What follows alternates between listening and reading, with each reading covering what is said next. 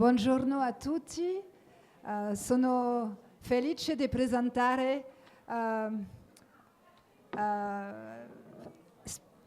amazing novel. We are very happy to welcome in our cinquina the novel of Kaveh Akbar entitled Martyr.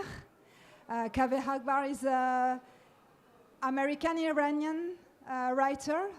I would like to precise that he has first been known as a poet. He wrote 3 collections of poems, calling Wolf a Wolf and the Pilgrim Bell. No, yeah, yeah? Okay. And but we are going to know why he decided to write a novel for our chance. And I would like to ask you first. Perhaps you can just tell us why, what are the links you are doing between poetry and novel? Because at the perhaps third line of your book, we find the name of Plath, of Sylvia Plath, and your novel is very mixed of poems, of fragment of text, and I think your writing is both anchored with poetry and novel. And in terms of literature, I think it's very interesting to hear you to speak about how you mixed the poetry and the novel. Yes, thank you so much for being here. I apologize that I can't speak to you in Italian. Me also. I could try and you would all cringe and it would be painful for everybody. But my luck to be here, sincerely, my profound, profound honor to be given the gift of a moment of your attention. The list, as you can see, is the prize.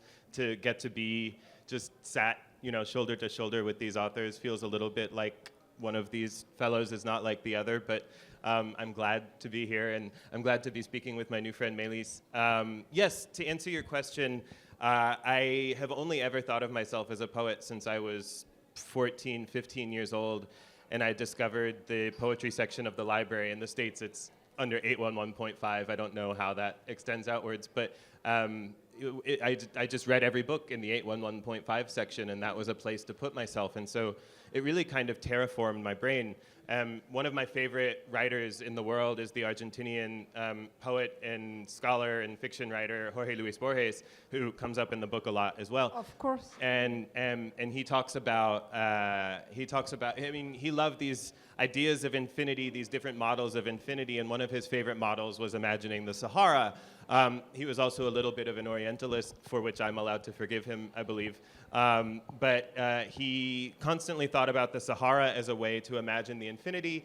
And late in his life, he actually gets to go to the Sahara. And he's blind at this point, or very nearly blind at this point, and they take him out to the desert, and he reaches down and scoops up, I'm getting goosebumps telling this story. He scoops up a palm full of sand and lets it sift through his fingers, and he says, "I am modifying the Sahara." And this was his great revelation. I am modifying the Sahara, like my being here has inexorably, indelibly changed the topography of the Sahara, maybe in this tiny, minuscule way, right? And so I think about, every text that I've ever encountered from, I was just in the Uffizi galleries, just rubbing the art in my face right before I came here. And every text that I've ever encountered has modified my Sahara, but the vast majority of that sort of archipelago formation or whatever, that sort of landscaping, however you want to conceive of it, was done through poetry. Yeah, but I would like to know if you find by narrative the way to write things you couldn't write by poetry. Yes. You are still remaining a poet and a novelist at the same time. Yeah, of course. So what comes easy to me as a poet is having interesting people sit at a table and say profound sounding bon mots to each other, and speak in this sort of very oracular, wise sounding way, and in this sort of gnomic literature. This is my friend, I brought him. What was much more difficult for me was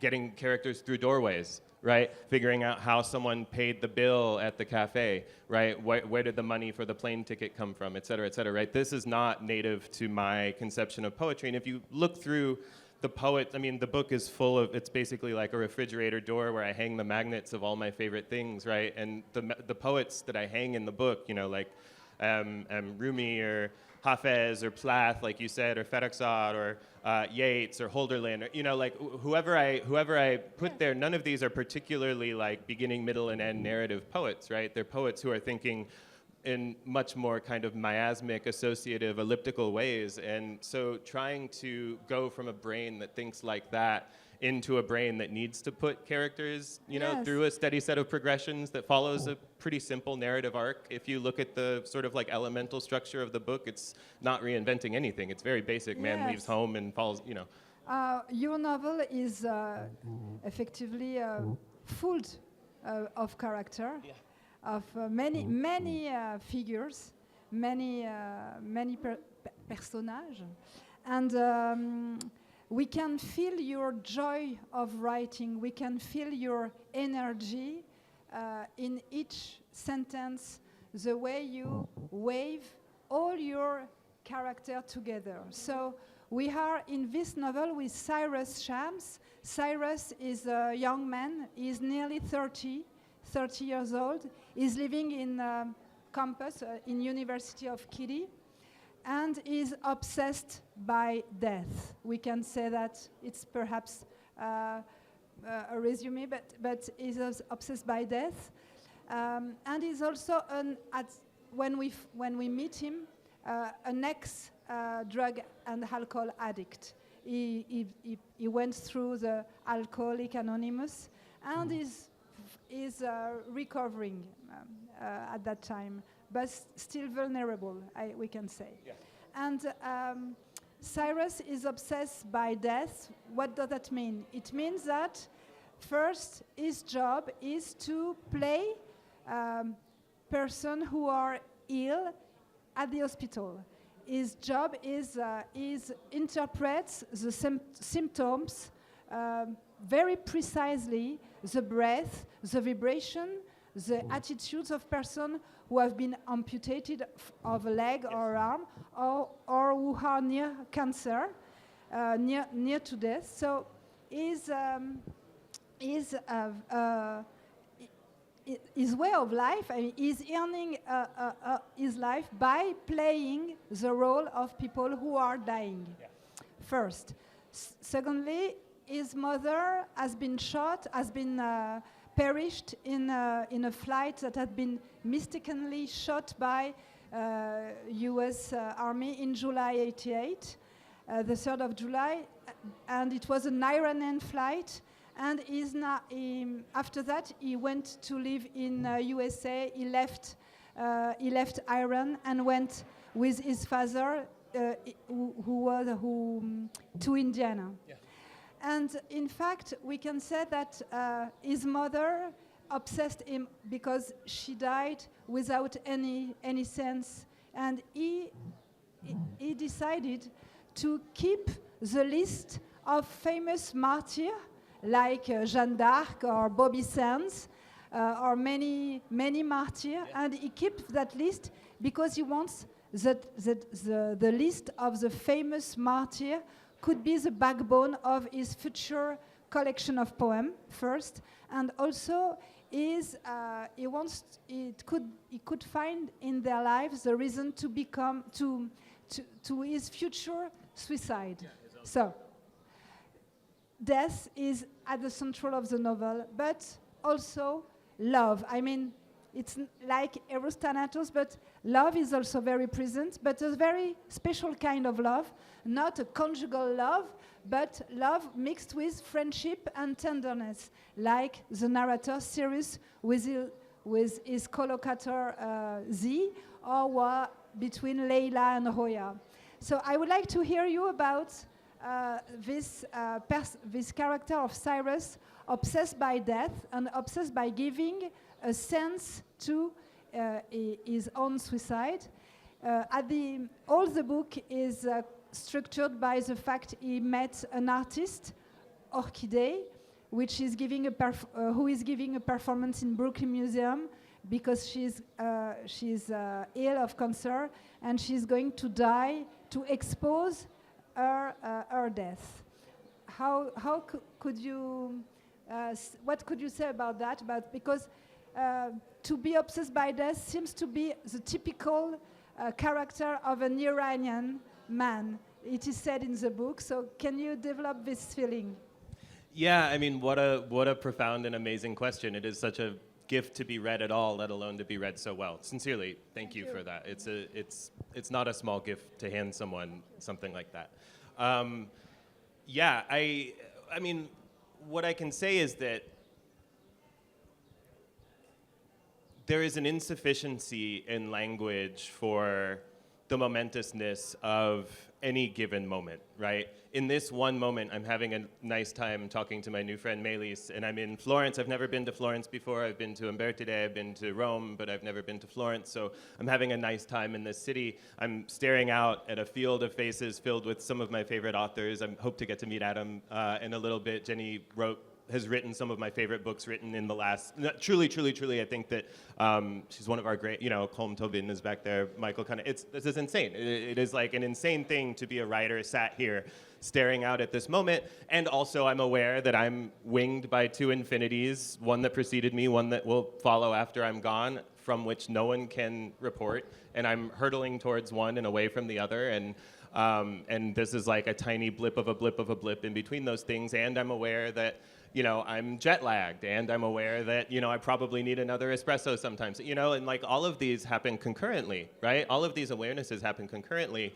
and there is no way for language to accommodate that concurrentness, that at-onceness, right? If I write one word, that means you are reading that word and no other words, right?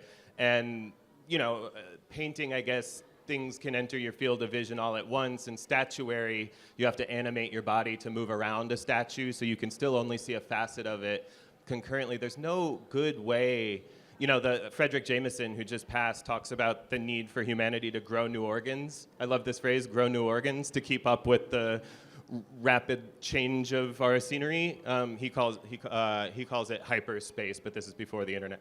But he called it hyperspace. But to keep up, right? Like, we're just not evolving quickly enough for our sensory apparatus, right? And so in this moment, while I'm having a lovely time talking to you, I'm also aware of the finitude of my mortality. I'm also aware of the concurrent genocide happening, right? I'm also aware of the necrotheocracy that runs Iran and the necrotheocracy that runs America, right? In this lovely moment that I'm having, right? These are all concurrent realities. And so there's a way in which one hyper-representational denotative way to get into that is by endlessly describing things, like the neurolinguists, the Chomskyan neurolinguists say that what distinguishes human language from all other language is the endless recursion of human language, right? So I can say the man in the shirt, or I can say the man in the shirt and the boots. I can say the man in the shirt and the boots at the microphone, right? I can do this endlessly, and this is what distinguishes human language from all other language.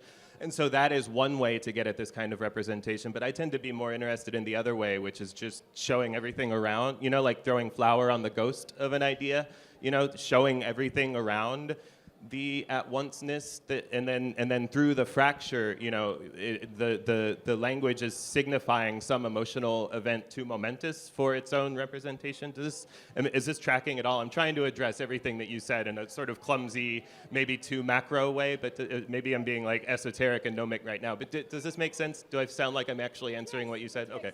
Makes sense. Don't worry, it makes sense. But I would like to hear you about the feeling of voices who irradiates all your novel. And it's a beautiful feeling of voices, because this novel is an agency of perhaps 10, 12, 15 kind of voices. There is Cyrus, his friend Z, who is also his lover, and you can perhaps tell us about that very strange and profound and also very rich feeling of being at the same time the best friend of someone and also his lover, his sexual lover, I want to say. And also there is Gabriel is a good father in Alcoholic Anonymous, he has an argument, very tough. And there is also all the family of Cyrus. And we can find here a military man, very sensitive, very delicate person. At the same time, he is also in the Iranian army. There is his mother, Roya, who is a beautiful character. And she has also a kind of lover and friend in Layla. And they projected to flew from Iran together. There is also Ali, the father of Cyrus. And I mean, all those characters are building a world very complex, like a mosaic of people, mosaic of feelings, mosaic of emotions. And we can follow the path of Cyrus between all those lives. And I would like to hear how you built this mosaic of people and why so many characters in that book. Yeah, I mean, again, your ability to summon these names from your memory is incredible. I don't know that I could have done that so quickly. Yes, one of the great things that I have found in fiction that feels tremendously liberating is the ability to stick my hands into the sock puppets of my mind and have converging viewpoints argue with each other. You referenced the argument between Gabriel and Cyrus, but I think that the pathologization of cognitive dissonance in the 20th century has led to a lot of performances of certainty in the 21st century, performances of monolithic thinking, I think exacerbated by social media. And if monolithic consciousness where you only feel one thought happens in anyone's mind, it certainly doesn't happen in mine. Like right now, I am aware of my trying to be very earnest and speaking as baldly as possible to you, while I'm also aware that there are 100 people here listening to our conversation, including people who I've been reading for my whole life, at whose feet I sit, right? And so the idea of my performance of earnestness is happening simultaneously in my consciousness with my wanting to sound smart and my wanting to sound erudite, right? I'm not 12 squirrels in a trench coat, And so having these different characters is a way of kind of ventriloquizing this, right? And so instead of having one rhetorically hygienic thought about the world that aligns with a certain expected set of values, I can have that rhetorically hygienic thought and set it in opposition with a thought that I may have that I may feel less comfortable articulating as my own thought, and I can have them sort of, I can play with cognitive dissonance as opposed to trying to suppress it. Yes, but also that there is the fact that your text is also built with other kind of text, or other nature of text. At the end of it, at the beginning of each chapter, we can find a poem or an extract of the poem Cyrus is trying to write, the collection of poems is trying to, or sentence by the U.S. Army, and this all those kind of nature of text are building something very complex, and also which function has a kaleidoscopic machine. I mean, are you agree with that? Of course. And I mean, again, this is how I make, and to go back to the Borges, this is how I make sense of the world, is through this composite. I will also say that the opening scene of the book is one in which our protagonist, Cyrus, he's begging God to flash a light bulb, and if God flashes the light bulb, he says, I'll buy a camel and I'll ride him to Gethsemane, I'll sell all my clothes, whatever. And the light bulb maybe flashes a little bit, but he's not entirely sure, right? And so the whole book stems from this idea that he has maybe been witness to a miracle, maybe just had, a moment of being intoxicated and staring at a light bulb for too long. And but I think I like very much this first scene because it's immediately allows us to come into a book that about faith, about God, about beauty, about light, and a superstition also. Of course. And this Cyrus Shams is also full of superstition. Yeah, and I think that to that point and to answer the point that you were, or the question that you were sort of raising,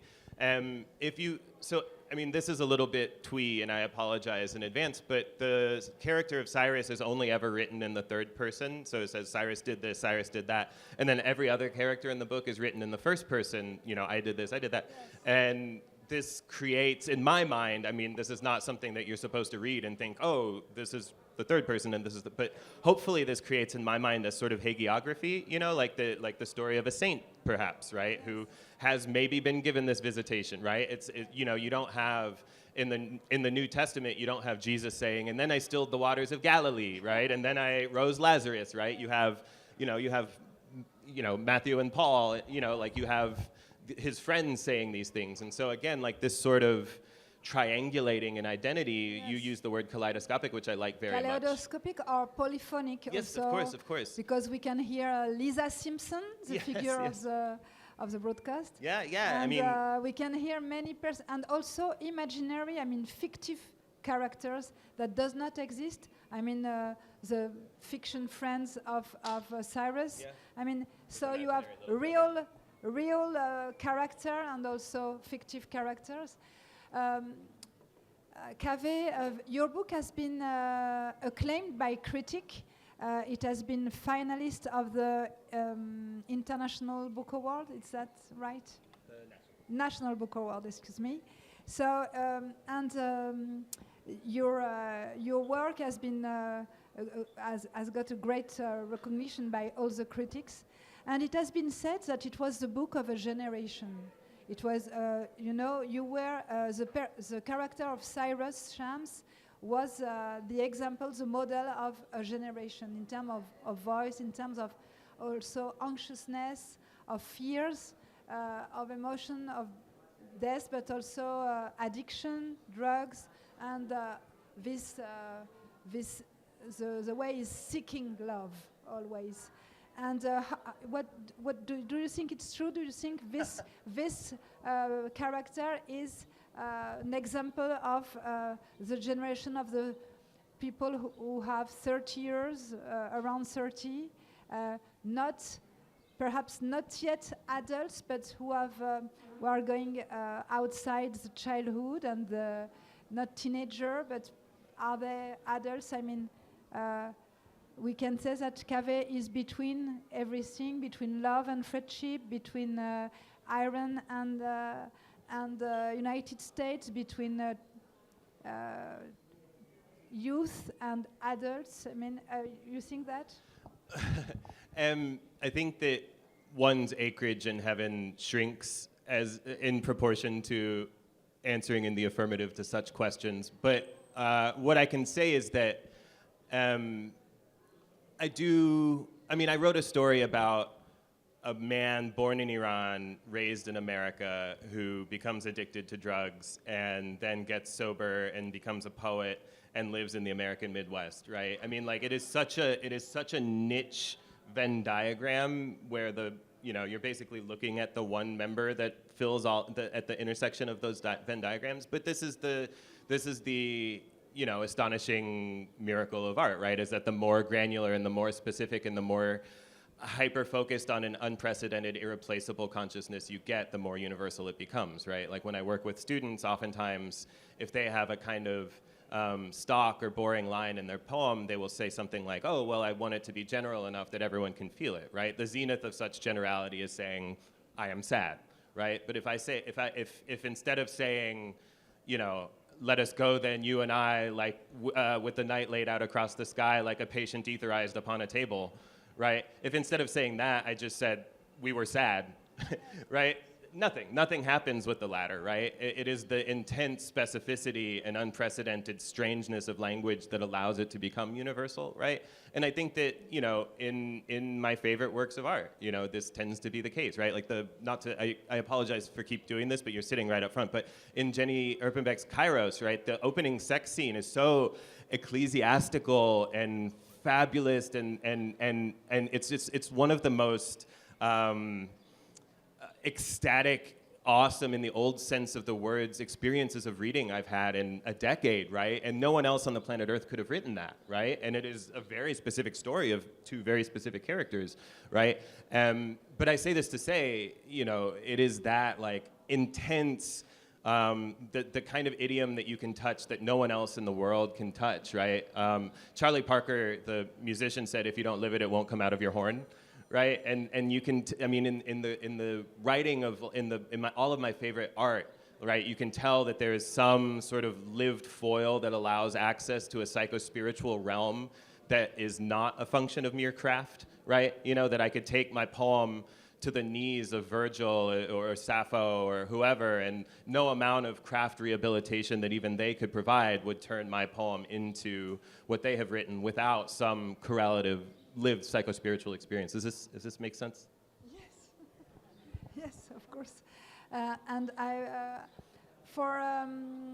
at the end, I would like to hear you about the place of art, because we can feel that in all that narrative book, very vivid, very intense, and very rich. There is always the research of the beauty. I mean, the beauty in itself.